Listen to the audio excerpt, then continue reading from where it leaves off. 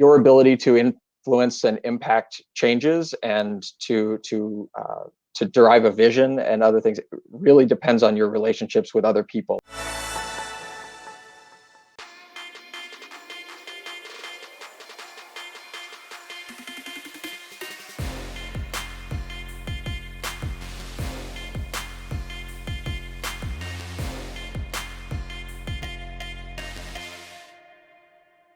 Oh my gosh. Well, welcome back, Next Gen fam. I'm so excited to be here today. We're in for an absolute treat. I cannot wait to introduce this week's guest. He's a corporate finance wizard. He started working at General Motors back in 2004, and his rise through the company has taken from Detroit to New York and even internationally to Brussels. He's now the VP of Finance and CFO at General Motors Canada. What an absolute journey. Also, his passion for career development and employee engagement is something that resonates so deeply with me. And I cannot wait to dive into this and everything along his journey. So we got to bring him to the stage. David, thank you so much for joining us. I'm so pumped to have you here on Mentor Momentum. Thanks, Andrew. Appreciate it. Thanks for having me. Very flattering introduction. Of course, David, only the best for you. But I'm really excited. I want to dive all the way back to start. I want to go back to the very beginning of your career. Coming out of school, around 20 years old, younger version of David, maybe a little bright-eyed, bushy-tailed, excited for the world ahead of him. What is one piece of advice you would give to that version of yourself? Well, I would say, first off, in about 3 years, you're going to go to a barbecue and you're going to meet an engineer who likes college basketball and drinks bourbon. She's the one. Marry her. But honestly, no, I would tell people the same piece of advice that actually I got from one of my mentors as I was going through, coming through business school. And he told me, as early as possible in your career, get as much people leadership experience as you possibly can. Your ability to influence and impact changes and to derive a vision and other things really depends on your relationships with other people and understanding them and understanding what motivates people and how to work well with across large groups of people and that takes practice. There are people who are out there who are kind of born leaders, but most of us mortals, it takes a lot of practice. Absolutely. I want to dive in too, because selfishly, I'm leading a team now for the first time in my life. And a lot of the next gen entrepreneurs are as well, stepping into these leadership roles at, their own company within a smaller company. Maybe an experience that you've had as you stepped into a leadership role or maybe even some leadership, tactics or styles that you have to inspire and influence your own people on a daily basis to be their best.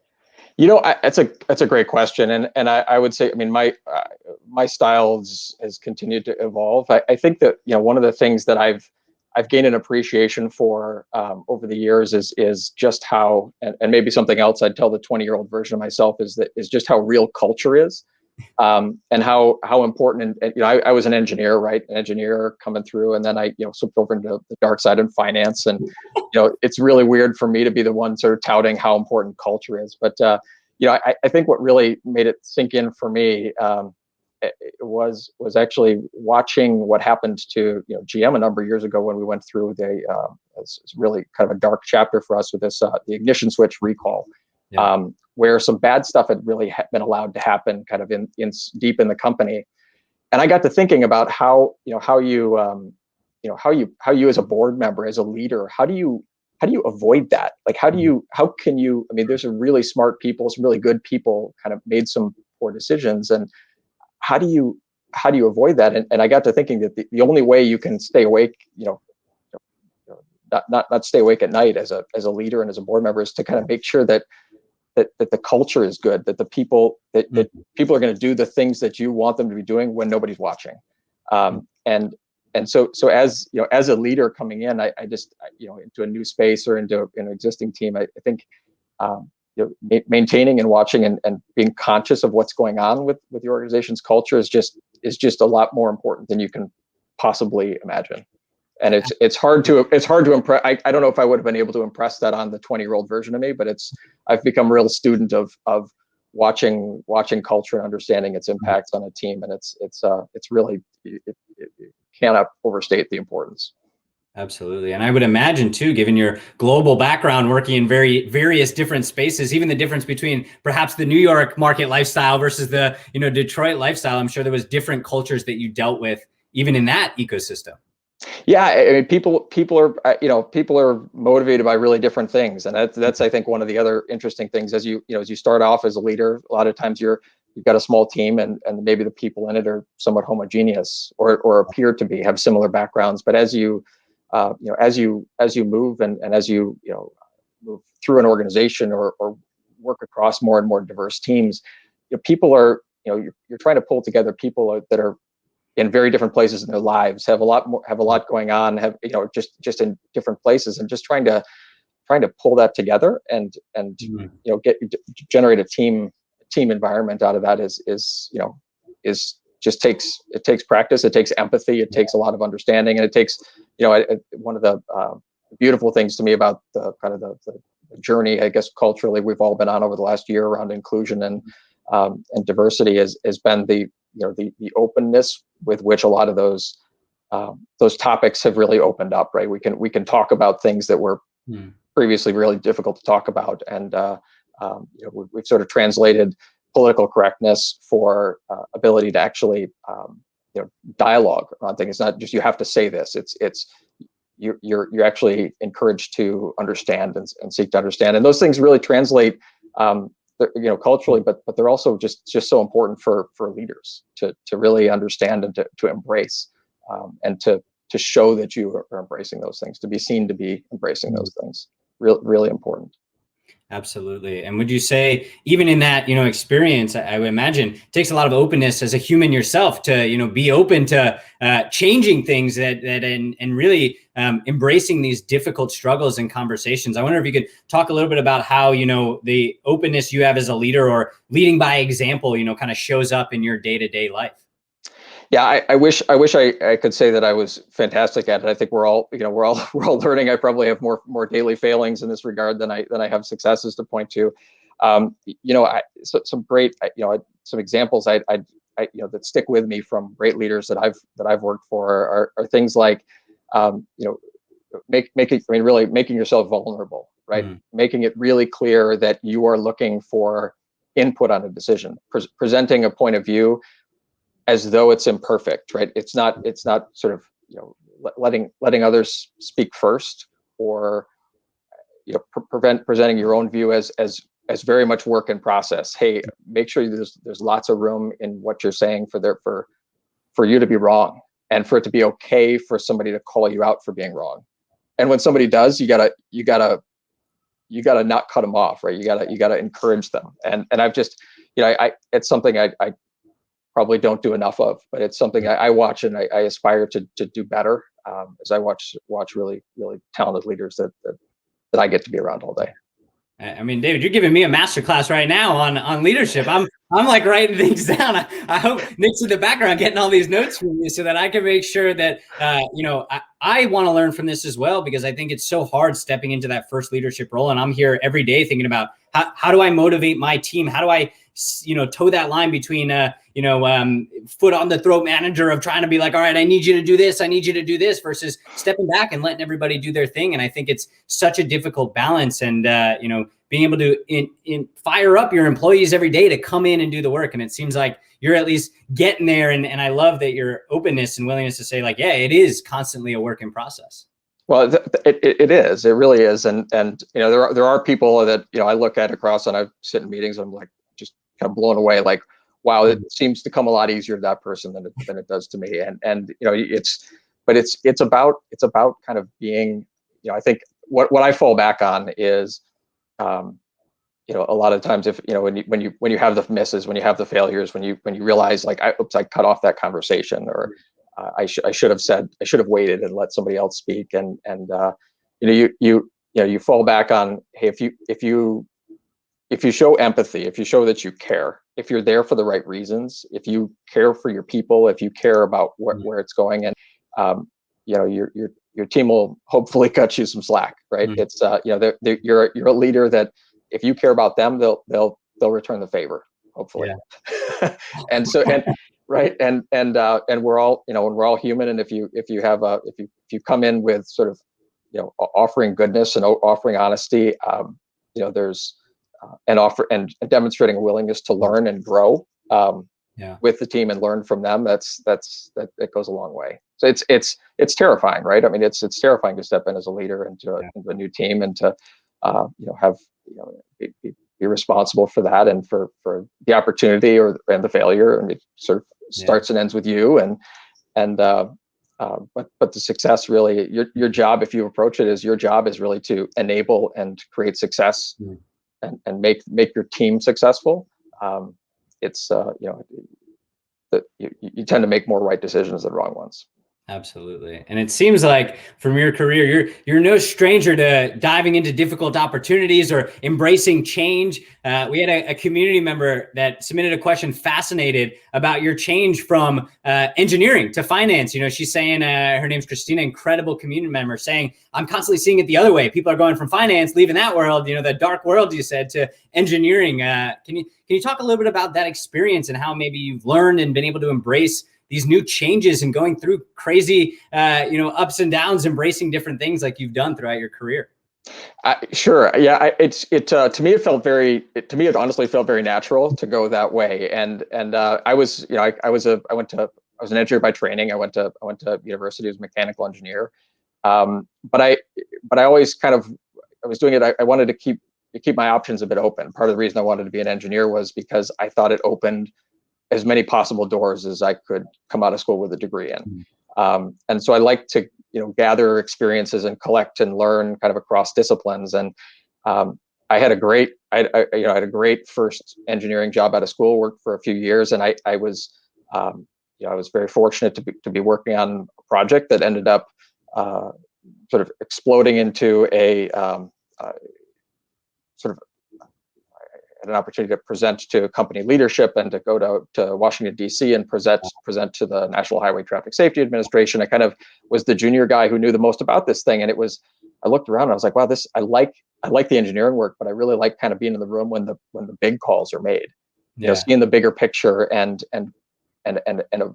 working through those analyses. And I looked around, and the people who were in their 20s around me in the auto business, given kind of how tough a business it is, it's very capital intensive. Margins are thin. You're making long-term decisions and putting a lot of capital to work, and so it's risky. And so you have to kind of really make a lot of things pencil and take a lot of things into account. The people in the room in their 20s doing that in the auto business were on the finance side.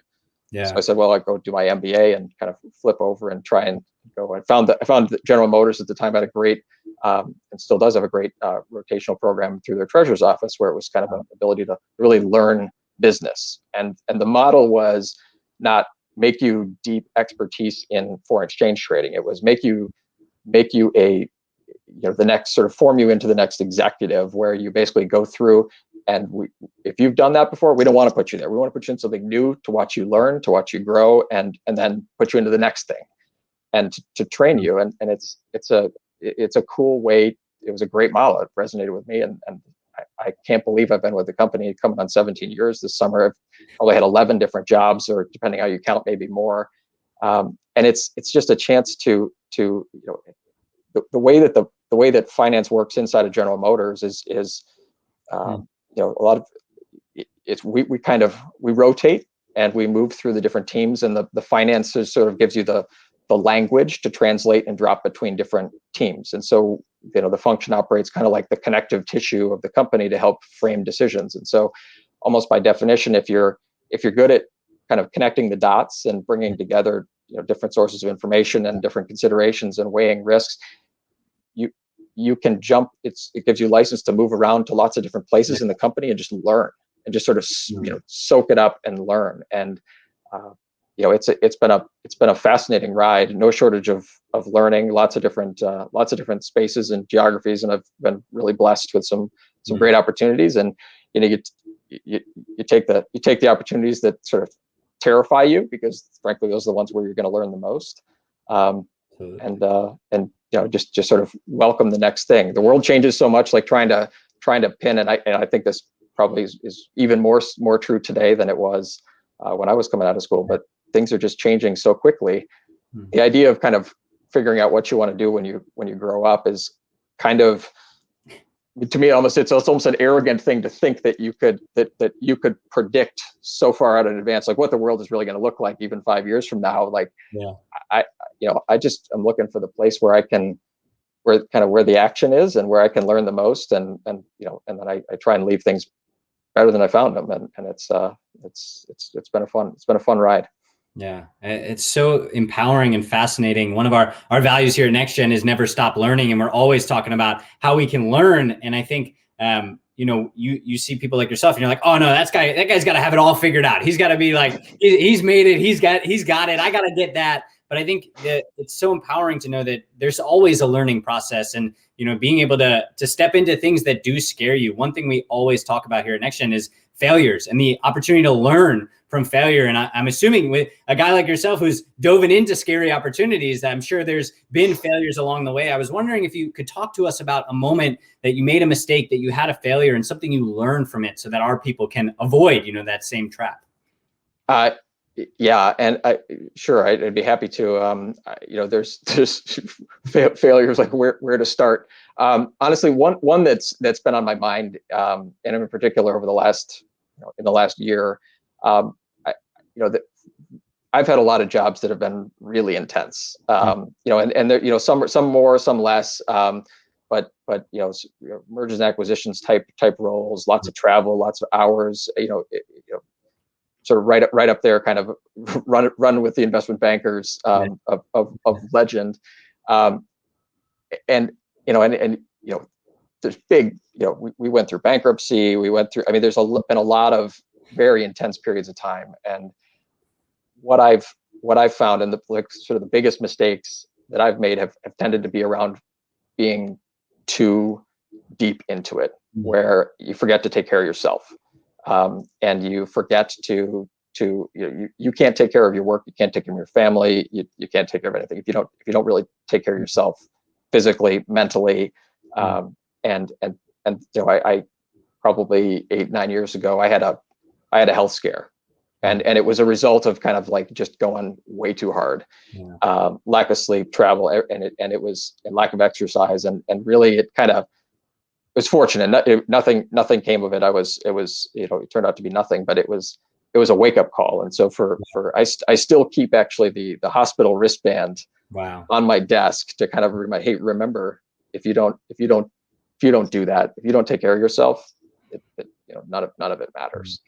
So just sort of that. I mean, I think that's been a constant issue around our company and around kind of, I think a lot of companies, is particularly during pandemic, where everybody's out of rhythm, right? It's sort of locked down, and you need to make sure you are making space for yourself and forgiving yourself and giving yourself and finding ways to exercise and keep yourself in shape. It's just, that to me, that's sort of one of the fundamental thing. Make sure you've got enough kind of harmony in your life that you're not getting too deep in any one place, making sure you remember what matters. Absolutely. I'd love to poke a little bit and hear maybe about that routine you have in the morning or throughout the day that does keep you at yourself. Our community is always looking for, okay, what's the magic pill? What's the fix? I know that that's not the answer. So I'd love for you to elaborate on maybe how you're continuing to, keep yourself and give yourself that priority, because it's so hard, especially, I mean, in your role, in an entrepreneur role, you're constantly saying, oh, there's so much more I can do. But to your point, you burn out so quickly. You do. It's true. I think, I have some discipline, but I'm certainly, I wish I had more discipline to be able to keep a really steady routine. So I do my best to get up early, try and have that me time in the morning, before things start. I'm blessed with 3 kids, and very blessed. But you're trying to, as a leader, you're trying to serve, right? You're trying to be involved and to make sure you're taking care of others. And as a parent, you're trying to, and as a spouse, and you've got your partner, and it's just, finding the time and frankly scheduling it to, for me time, scheduling some time to unplug and put your brain into something else. Make sure you've got a reading list and a book, and find some time, even if it's 5 minutes, to just learn something new, read something, or and make sure you've got some means where you are regularly getting exercise and moving. So, but it's, and whatever works, but make sure you've got that knee unplugged time. Yeah, absolutely. Schedule it. Absolutely. Is it on your calendar, or do you just make? Oh, yeah. Yeah. No, yeah. Wow. Has to be. Wow. Otherwise, like I said, I don't have the discipline to to do it if I don't actually drop it on the calendar. Absolutely. But that's a tactical tip right there. A 1% improvement that, our people can take is being able to actually schedule it. Because to your point, it's very easy to wake up. You're a few minutes late. You're kind of like, I don't have time for everything. I'll just go straight to the laptop. Or, I'll just check my phone right away. And then you like find one email and you're like lost in it. So I think being able to keep that schedule is something that's so important and so difficult. But I think even the earlier you started, the more discipline hopefully you build over time. I mean, I'm hoping, it's hard for me over here. So I'm hoping that if I just keep to it, I'll get there over time. Yeah, it's true, right? If when pre-pandemic, right? I had found that what worked best for me was actually be at a class, right? Yeah. It was somebody else. It was set. It was that. When pandemic started, right? It was, you almost had to forgive yourself to put it on your calendar. You were the one who was scheduling it, right? It wasn't somebody else's schedule. Okay, that's the only time, so I have to do it then. When it's on you, like, you have to basically give yourself that grace and that space to actually consciously be the one to pick the time on the calendar to put it there, and then stick with it. And sort of it's forgiving yourself that time.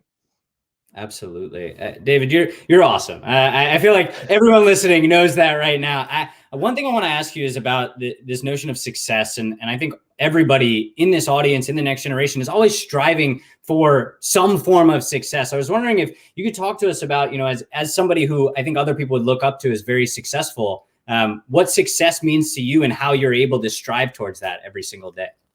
Yeah, it's a great, thank you. I am flattered that's but I mean, I guess that I've been very fortunate. I've been extremely blessed with opportunities. I had a good set of cards dealt to me to start with. So I count my blessings daily, and I feel obligated to kind of make the best with that. But in terms of in terms of success, I think that what I talk to a lot of people and have number of mentees and employees, and there's an arrival fallacy, right? That's kind of endemic in all of us. Is we always want to look ahead and I will be happy when I graduate. I will be happy when I get that job. I will be happy when I get promoted. I will be happy when I get promoted again. It's always the next thing. And if we measure ourselves based on that next thing, we'll never get there, and we'll kind of it's the old Ferris Bueller line, like, life's pretty short. If you don't look around, you might miss it. It's absolutely true, right? We're not happy when we get there because there's always something next. You're always keeping up with the Joneses. Lived in Manhattan, it was like the king of that, right? It's like, there's always, you're never gonna match what that other what she's got over there, or what he's got, right? If you're measuring yourself off of what you're gonna, that next thing, it's important to have goals, right? It's really important to kind of have a goal. But it's important to find value and reward in sort of growth, and that growth can come in lots of different places in your life and lots of different dimensions, and that can be, and it ebbs and flows in terms of where that is as you move through life, right? Sometimes it is your career that growth is going to happen. Sometimes it's with your partner. Sometimes it's learning to paint. Sometimes it's and you never really know where that growth is going to be most rewarding. You never really know where that bit of growth and where it's going to be useful. You pick up a piece of knowledge in a random job or in a random book. You never know where that's going to come in handy again. It might be $1 million idea 3 years from now when you connect a couple of dots that nobody'd really connected before. And so having those growth moments, don't be too selective over what they are. Just sort of make sure you are, and make sure you find reward, and you sort of measure your success kind of on that growth. And don't worry too much about the next thing. It's hard to say that and to live that. And I still do the same thing, right? It's like I still have my eyes, and I want to, but but you really, when it comes down to it, at the end of the day, like that's not what's going to matter. And so we just need to make sure that when we're measuring success, we're looking across our lives and looking at kind of all of those things, and making sure we're defining success, kind of on our growth and our lives, not purely on chasing the brass ring. Yeah, that was like the best answer I think you've ever could have given. That was absolutely incredible. I'm here like, geez, man, I need to watch this back so I can to take that one in for a second time. But David, as we get to the end of our time here, it has been an absolute pleasure to have you on Mentor Momentum. I was wondering if you had any words of advice, wisdom to the next generation, anything that you wanted to share with this audience before we let you go. No, it's a really, flattered that you thought to include me and invite me. It's nice to meet you and to chat. I've enjoyed it, and look forward to talking again sometime. David, you're the man. Thank you so much for joining us here on Mentor Momentum with NextGen HQ. Thanks a lot. That was Mentor Momentum, sharing life and business lessons from incredible leaders.